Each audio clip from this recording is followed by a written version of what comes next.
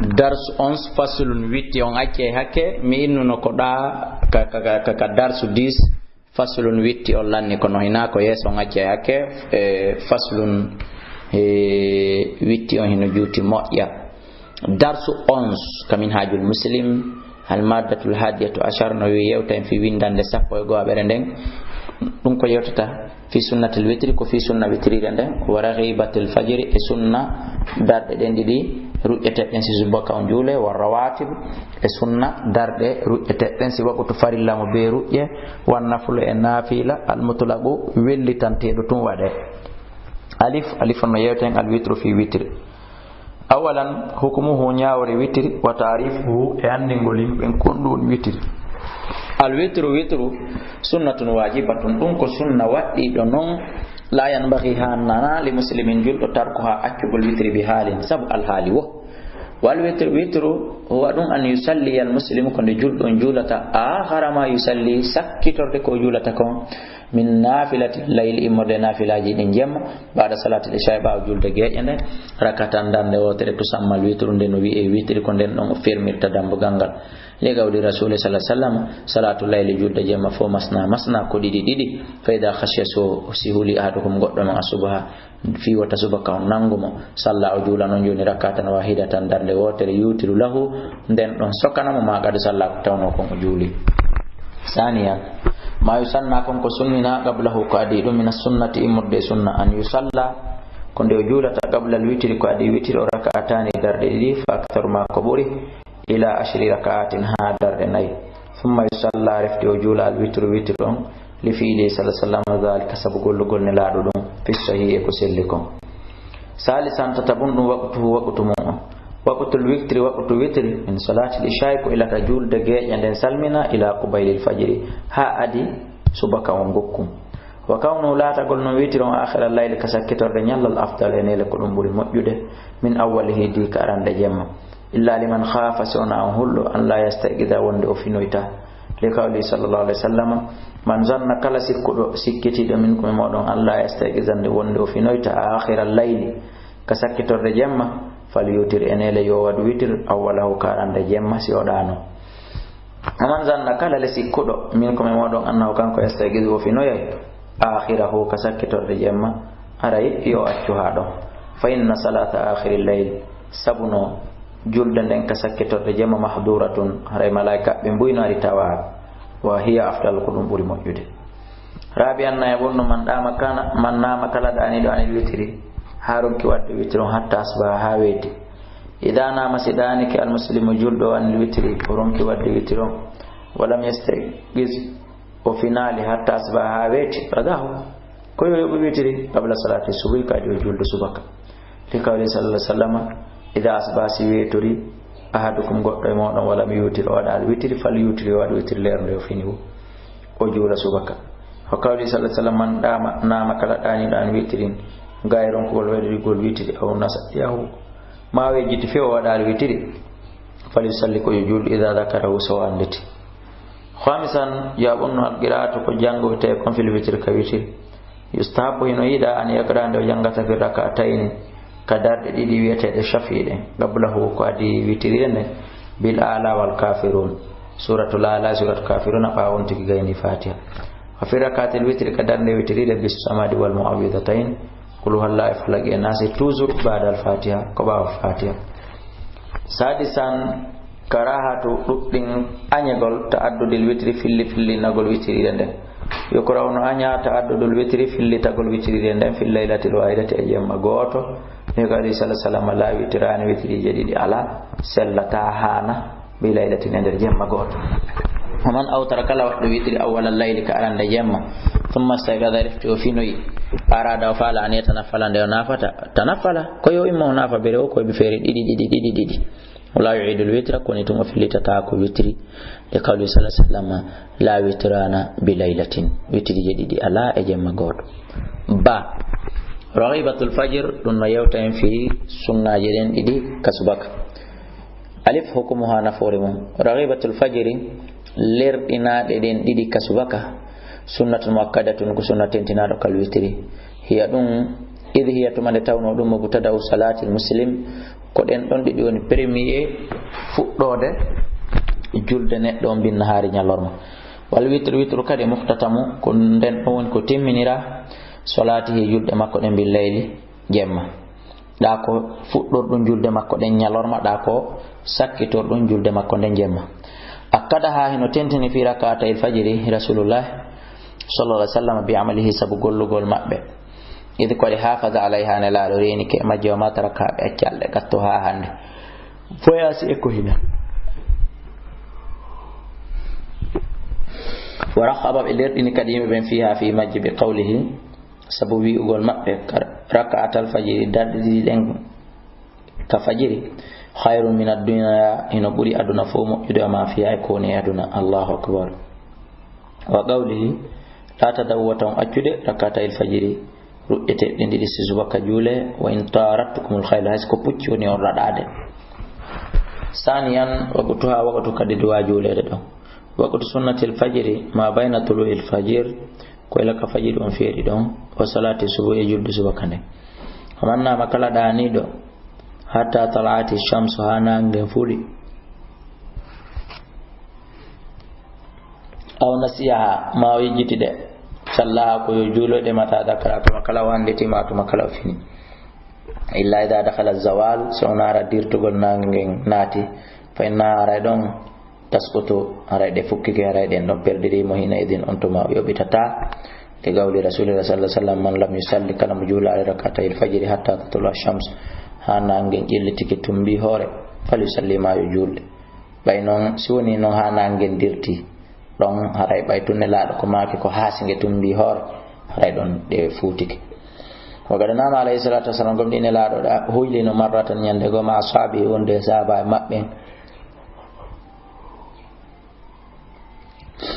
fi ghazatin inda jihad go wala mastagizu bi final bi fa hatta talati shams hanangen fudi fatahawwalu be wayliti be sotten makani me place mabbe mo be wali non galilan seda thumma amara rasul reftina la Allah yamiri bilalan fa adana onodini fa salla bi juli rak'atan dadi qabla salati al-fajr qadi yudde subaka thumma qama refti be yimi fa salla subha bi juli subaka on kadi salisan tatabun sifatuha ko sifa majji on no julirte sunnatul fajr sunnaje den didi ka subaka rak'atani khafifatani ko darde didi pet foygitide ay non wobbe go sabu angal gandal no yurme ay wobbe go si ari don baytum be ndari montoron tayler si wabe juru ya didi be jodo be himmo kadi be rujja didi be jodo wada don tinnare ka tinnare duwa ka wadede hare ko watugoli ko darde didi pet de jutintaake kadi yagura o janga fi ma majbil kafirina was samat kafiruna yakulu wallahu ba'da al-fatihati wa fatiha sirran sudugol law guriya haysi janga ma fi ma majbil fatihati fahatiha wahada kanyum tum simore puswattaka ajza dum kadi hino yona hakke ko tata ko yode rabbindine li qawli aisha radhiyallahu anha kana rasulullah sallallahu alaihi wasallam yusallimu julayna rak'atayn dardi dindi qabla al-ghadati ko adi subaka fa yukhaffifu ma o yawna de hatta inni hamil la ashku mishikito ene min agara fiha bi fatihati kitabi amla ene la do janguno fatiha suri ka jangan hakke ko yaawi wa qawliha ema ko mabbe kana lati ke rasulullah sallallahu alaihi wasallam yaqra mo jangayno fi rak'atay al-fajr qul ya ayyuhal kafiruna qul huwallahu ahad wa kana ulati yusirru bihi ma hi musuda ino de kati jim arrawatib darde jokkondirde den e waqtu farilla arrawatibu jokkondirde den hiya dum konino as-sunnanu ko sunnaji julete dal qabliyatu adi waqton wal ba'diyatu e ba waqto mal faraidi wonde julde farilla den waya den rak'atani ko darde didi qabla zuhri ko adi fana wa rak'atani e darde didi ba'da ba fana wa rak'atani e darde didi qabla al-asr wa rak'atani e darde didi ba'da al-maghrib wa rak'atani e darde didi aw arba'un ma nay don yedondira ba'da al-isha'i li qawli ibn umar radiyallahu anhu hafiztumi hunjike ale goy mi manditike min annabi modde annabajo Allah nyande o ashara rak'atin darde nay o julay den don jokkodirde e waqtu farillaji din warakatayn ino de do darde didi qabla zuhur warakatayn ba'daha ba'o fana warakatayn ba'da al-maghrib afutoro fi bayti kun ndu fokka ka suudu mabbe go julde sunna den ka kasudu buri majjude julugol wa rak'atayn darde qabla subuh wa qawli Aisha ma kunna Aisha radhiyallahu anha kana rasulullah sallallahu alaihi wasallam la yadaw waccali ha hande arba'an julugol darde nay qabla zuhri ko adi fana wa li qawli alaihi wassalam ma bayna kulli adanayn hino hakkunde noddinanduji didi kala ko noddinandum e darnandum ko dum be fala noddi faandi noddinanduji didi hakkunde dum don kala hino don salatum julde wa qawlihi sallallahu alaihi wasallam rahimallahu ya Allah yurma imran neddo salla juludo arba'an darde nay qabla al-asr ko adi alansara on fami dal atatawu imma goltun jula volonté ni tum awi nafulul mutlaq ma nafila wellitanado alif awalan fadluhu bural munga li nawafil as-salat no wadani nafilaji julde ni fadlul bural azimun mawnungal qala sallallahu alaihi wasallam la maki ma adina Allah alla newina nali li abdin jiado fi shay'in huwa gol afdala burdum mojjude min rak'atayn ha hewtiti darde di yusallihi ma de juli wa anna albirra e wonde no diggere den kadi li yadurra la yadurra fawqa ra'sihi wa anna albirra e wonde no diggere den kadi la yudarru hinde yuppo fawqa ra'sil abdi e sengo do hore jiado ma dama fi salati antank himo kande julde makko فقال عليه الصلاة والسلام للذي ونند وسأله لندنود مرافقته وندغول في الجنة كالجنة وعندتي دون أبي بن كعب يلتتك تفسير سور من حياة الصحابة موادي ويأيدون تون نلادو ما كنمو بإنه أو إني أو واللران على نفسك هورما بكثرة سجودي دنگل جولوكل ثانيا حكمته نفور من ومن الحكمة نجاء نفور في النفل كنافلة أنه wonde no nafilam yajbarul farida o hebbitoto farillam inna qasat farillam ardu itade faqad qala rasul alayhi salatu wasallam kom dine laado make inna awwala ma yuhasabu an-nas ande ko yimbe ben adete hasibede bihi e mudum yawmal qiyamah min a'malil imorde golle mabbe den as-salatu konde e julde yaqulu rabbuna jomi men ma kano yai dala no yalil malaikati malaika ben ko inna wa huwa tawnon ko kanko Allah ko alam buri andude ko landotobe ko o inna unzuru yahendaron fi salati abdi jilde jiyaadam atamma o timminno de anna ka saka duytunone ko en kanat sinde laati ka tamatan ko ne timminde kotibat lahu tamatan de windanemo hinde timmi ko en kana sinde laati in basonde duytino min ha e mayre shay'an goddum qala ne Allah dala unzuru aw yahendaron halli abdi eske no wodani jiyaadam min tatawwini modde nafila فإن كان لو صلاة كما تطوع نافلة قال الله تعالى أتم يكتئ النافلة تمنانو ليبدي جيادا فريدة فريلا مكو من تطوعه مرضي نافلة مكودين ونات الجنة ثم تأخذ رفتي يكتئ الأعمال قل لدين على ذلك يدور هم فاهمين ثانيا وقته وقت كيمة نافلة الليل والنهار يما ينالر مكلاهما دي كلا zuzurfun he do haji angal welafi ko zuzurfun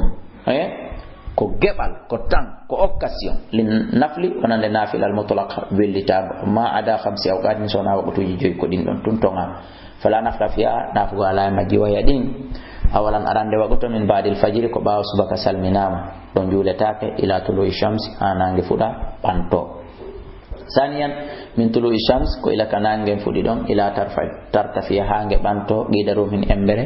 labburu ثالثا عندما يقوم قائم الظهيرة سانغande nangen daroto darande den kafana kanange tumbi hore teslego ila zawali hange dirta gokko rabian min ba'da zawali asri bawo ka alansara on feji don ila al-isfirar hanange muta khamsan jawabun min al-isfirar ila ka boderi don ila ghurubi shamsi hanange mutadda ko haka boderi wadalika dun non dalil shaykhu jon e hollugol di waqtuji do juletake li qawli sallallahu alaihi wasallam li amr ibn absata wa qad salahu gum di olande kamani salat fi julugol la da make salli salata sufi julde subaka fi maksir reftida bin ino da taw akkitani salati julugol hatta tatul shamsa hanange jellito tarta fi ange towa fa inna no nange tatulu ko nge jellito to bayna garna shaytan ko hakkunde galadi didi iblisa ko hina iden on to masjudu la ray mo sujjani nge haray no sujjani ngal kufaru hefera be an kat sa juli feno don haray ananditi e mabbe thumma salli refti kontina julugol kadi fa inna salata julene mashhudatun ko sedo dirtende mahduratun ko tawti dirtende ay tahduruha al malaikatu malaika ben tawetende wa tashhadu bi sidi tonde ka tafsir lemi woni artendu hatta yastaqilla zulla birrumhi ha do din fanda fota embere labboru summa sirrettira min ino da kadi an salati fa innahu haray ko woni hina idin on leer don kadi tusjaru jahannama rayita jahannama udditama ngi sumude ka tumbere nyalon ayuka do alay hangi hubbama legu fa idha aqbala al fai'u staybu bongol fewtiti seda butti seda fasalli jul fa inna salata julane mashwadu ko sedo dirtene mahduratun ko tawetende alego ko tawti dirtende hatta tusalli al asra hajula al ansara thumma sirrafti min ino dani salati julde hatta taqruba shams hanange ngayna mutude few fa inna nangen taqruba ko nge mutata bayna qarnay shaytan ko hakkunde galadi didi iblis wa hina idin on leer yasjudu lahal kuffar hara efraben no sujjaninge rabi'an al julusu fi nafli ko jodagol ka nafila yajuzu no dago at-tanafulu nafugol min bodini modde jodido khayra sunatun anna lil mutanaffili no wadani nafilu al qaidi jodido nisfa fekkere baraji malil mutanaffili wonande konko wodani nafo wa qaimi darido min al ajri modde jodi fagat pet si tay sello do maranganta jodi ke nafi problem wala ko ni tumara baraji ko hebata kon ko fekkere ko darido hebata ko stay non ko nganto ko nawnare joddini mo hare kanko e darido be fota wa dhalika dun li qawli alayhi salatu wassalam salatu rajuli julde gorko qaidan hara ko jodido nisfu sala ko fekkere ko hebata e julde darido on ko khamisan jabun no bayanu bangina ngole anwa'i tatawwi noneji wadugol nafila awalan tahiyatul masjid hiwragol julide darde di julete den ko jeyaade e tatawu de gawdi sallallahu alaihi wasallam idha dakhala ahadukum si goddo e modon naati al masjida ka julide fala yajlis wa taw jodo hatta yusalliya ha o jula rak'ataini darde didi saniyan di mundum salatu duha julde walluha wa yakunu arba'u rak'atin ko darde nay ko don hatti fandude faksara hanati do ila samani rak'at ha darde jetati ko don hatti ko wada nay ma jego ma jetati e kawli sallallahu alaihi wasallam inna allaha ta'ala qala odali ibnu adama ko yabi adama irkali arba rak'atin julanan darde nay min awwalin nahari karande nyallal akfika akhiraha mi yettana ma garanta sakkitorde nyallal gal ko editi ko allahu akbar salisan tatabundum tarawih ramadan ko wadugol nafila ngol kasumaye le kawli sallallahu alaihi wasallam qama ramadana imanan wa ihtisaban kala darido juli le rusumaye harako iman e tan inagol baraji din ka Allah warri wa fi lahu ya fante ma ta gaddama kala ko fe'i ko min dambihi imorde bakkatuji makko din rabi anna yabun salatu rak'atayn julugol darri ibadal wudu pawntigi sallike gayni pawntigi heydintini sallike be gayni be si tay na fewndo wabutu gotel e di juydi juletaake da yawgol jula don darde di areno laba negali sallallahu alaihi wasallam la yatawadda salligo ta ko rajul gorko muslimun juddo fa yusinul wudu wa modina salligo la ghafara Allah lahu subhanahu Allah yafata ma bainahu wa baina salati allati taliha kala kon hakkune makko e den on wabutu hikkido don khamisan jabunu salatu rak'atayn julgol darde didi indal qudumi min as-safar sanga artugol ka voyage fi masjidil hayy e julirde quartier makko li fi sallallahu alaihi wasallam dalika sabu gollugol ne laado dum qala ka'b ibn malik radiyallahu anhu kana an-nabiy la kana sallallahu alaihi wasallam idha qadima min safari so yuti ka voyage makko bada ko fu porta bil masjidi kaka julirde ko don hewtitirta faraka o jula fi mayde rak'atayn sadisan rak'atat tauba julde didi tubu buye o heba do golla do gollal ma wawla do kongol antigi anda abonni ya salli go da jula darde didi toroda Allah yo yaafoma li gawli sallallahu alaihi wasallam sabma ko nelaado mamir rajulin ala e gorko yuduni bu wado bakkatu summa yaqumu riftu immo fa tatahharu usalligo thumma yusalli riftu jula rak'atayn darde didi yastaghfirullah o tubana Allah illa ghafara lahu subhanahu wa yafete bakkatu ma wadi don madama o tewaki pas o eppani sabian ar-rak'atani darde di julta den qabla al-maghrib ko adi futuro li qawli sallallahu alaihi wasallam sallu qabla al-maghrib jule baaw futuro jule adi futuro labidi summa qala rafi ma fi salisati katatabun liman sha konan de yido de andi de do de forira wa sunanu rawatibi sab ko watta kon liman sha saminan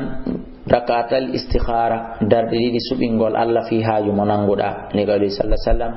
ida hamma ahadukum sigoddo e modon himmiri bil amri huugol goddum sodugol terrain sodugol auto jobbugol sonnajo falyarka yo julu rakatain min ghairi farida rana farilla on ثم ليقول رفتي اللهم إني أستخيرك بعلمك ألا مسبني ما سبقان المانغال واستقدرك متاج نري ما بقدرتك سبتاغ ما دام وسألك من تلك من فضلك العظيم فإنك أن الله تقدر ونقود ولا أقدر من مواوة وتعلم كوني أن ولا عالم وأنت علام الغيوب اللهم إن كنت سألاتك تعلم أن هذا الأمر ندي فيك ده teminatani khairul li moƴƴani lam fi dini kan gurn dina wa maashi kan gurnda wagibati amri e ka battane fiyake am faqdurhu li haray hoddina nan wa yassirhu li nawina nala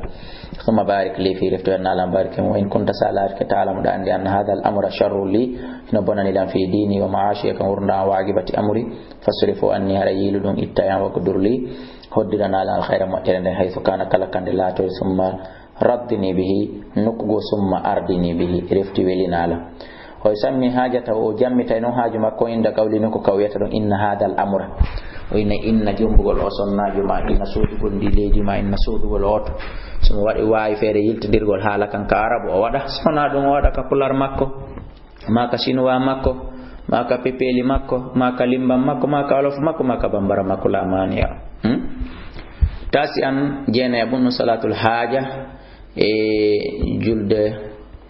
huntugol haaju o yadum an yurida al muslim ko ne juldo faalete haajata o haaja makka on gollugol haaju fa tawadda o salligo taw salli rakatan o jula dade idi wa sallallahu ta'ala to Allah haajata on haaju makko fi Allah huntamo le qawli sallallahu alaihi wasallam man tawadda kala salligi da fasbaha al wudu'a o timmini salligi on summa salla rakatan defti o juli dade idi yutimmuhuma o timmini de moƴƴa ataahu Allah okkay ma sala kala ko tori muajjalan aw muakharan go yawa didi netta kono aray ashiran sabbun salatu tasbih ko julde tasbih kono non o salatu tasbih do taho e kulli bon adam khatta'u ibnu adam kala faljay jomirabe gande kalu sunnal jamaa buy e mabbe min abdullah kalam tawaka e mabbe goy ko buy e mabbe mi wi alkadi fo haray be fottani nde julde nde sheikhu jon wadi do dum do ko faljere wona ko gollitirte kono non madama no windi gami diwata dar sonko be mi janga kono haray o ashiran do bay adina nasiha dina kanko labondira mi jangay dum do mi fecce bay no windi ta en diw sikko mi diwi kono haray dum do ko jeya dum e nyaw kon e kanyum deftere nden no jomirabe gande ben faamirino benni sappa kunu salatu tasbih ko julde walluha e ko julde subbuhinangol waya dum arba rakatin ko julgol darde nay so juli de yaqulu ya badal qirati baawo jangin on so jangi fatiha o jangi kala simore o gayni o janga o watta don fi kulli rakatin kala darde o inna subhanallahi walhamdulillah wala ilaha illallah wallahu akbar 15 marra la bi sappo e joyi o yaharuku wa fi ruku'i ka ruku'u kadi so jangi ko jangete ko o watta dum do kadi 10 marrati la bi sappo wa fi rafi minhu so bantike ka ruku'u o 10 marratin o watta dum do la bi sappo wa fi sujudi ka sujudu 10 marratin o watta la bi sappo wa fi rafi minhu bantagol ka sujudu bi mana hakkunde sujude jeden 10 marratin fi jalasatil istirahi ka jonde fowtagol si immo bayna rakaten hakkunde darde didi kadi 10 marratin o janga do kadi la bi sappo fa yakunu lato majmu'u tasbihati haray don global bi mana total ido subbun hinangoji fi kulli rak'atin e kala darde 75 tasbihatan rewoni capande jeddi joyi e der darde wotere kala dum do non laabi darde den nay capande jeddi joyi laabi nay haray woni temetati li gawli rasuli wo sabu mako ne laado mo dallinori wo ko nelaado makani li ammi bab mabbe al abbas ya abbas kayo abbas ya amma kayo bappa ala utika acatami okkore ila akhir al hadith haka hadith on hatta do acatami okkore goddum fa dakara lahu o jantani mo kayfiyata salati tasbih o baadi julde subbu hinango no gasa haraka fuddode islam haraka gonga nelaado no di bappa mum holliri be ni hara on sayno dagi yilto elmine no gasa kadi haraka filloto ben falji وقال بما كن استطعت صاحبي فر أن تصليها عند جولتا وفي كل يوم كلا يلال مرة لوته فافعله باب فإن لم تستطع صاحب ففي كل جمعة أعود ينتر كلا مرة لوته فإن لم تفعل صاحب الفر في كل سنة أعود هتان كلا مرة لوته بيت فإن لم تفعل صاحب الفر ففي أمرك مرة أعود يندر ورنا ما نفون لوته ay ko sunna ko do tun sunna yiwden ino ardi ini sahibi fere nyande wa na dum yontere kala awa sina dum hitande kala awa sona de nder gurdal afonde wotere sikka en hebay sunna go wawdo won hodo al hadi ashar sajdatu shukr julde sujudeje yettugol Allah jarnamo fi ba wadani makko welma ma hon pitike ko welma harana kellugol wiya we ma maja kellama itta firiyaro ويدعو أن تزدسل للمسلم كنده hewtanta juldo on ko de fuddanto juldo ni'matu nema kan yazfara wonde o ganyorto bi marghubin hunde de o lerdanno de o faala o hebande masalan goddo toriki Allah dubbido ko duubi ma beengu ma goddum o heba aw yanjo ma o dada min marghubin imorde kulul ko huli fa yakhira suya sajida lillahi subhanahu Allah ta'ala shukran kajarno gol mala ni'mati id qad kana an-nabiyyu la kana bajal sallallahu alaihi wasallam idha ataahu amrun sifiyake arimo yasurruhu ko weltinimo aw yubashshiru bihi ma'ahum bitama ko weltinimo kharra suya sajidan ko sujudu shukran lillahi ta'ala wa min dalika no jiya mum en adda tunge ko sample ji sed annahu nonela lamma atahu jibril alayhi salatu wassalam to mande jibril arnomo faqala la o ma kanimo man salla alayka kala juludo e ma salatan julde nde wotere sallallahu alayhi biha asharan la jula e makko sabdullah bisab sabu ko nelaado welti ko baraji din woni kon dubulande mofte mabbe de sajada be sujji shukra lillahi ta'ala yettugol Allah jarnam sani ashar sujudu tilawa e sujjugol sujudeje den ka jangin alquran yusannu hino sunnina sujudu tilawati sujudeje den ka jangin quran li qawli sallallahu alaihi wasallam ida qara ibnu adama si ibnu adama no jangude as-sajadata o hewti suratu sajada sujudere wonde donde ma e kala beya itazala shaytan si ibnu adama no jangude qur'an o sujji iblisa pottoto doga yabuki o wulla yakulona ya wayla e boni am umira bisujudi ay kanko yamira ma sujugol fasajada o sujji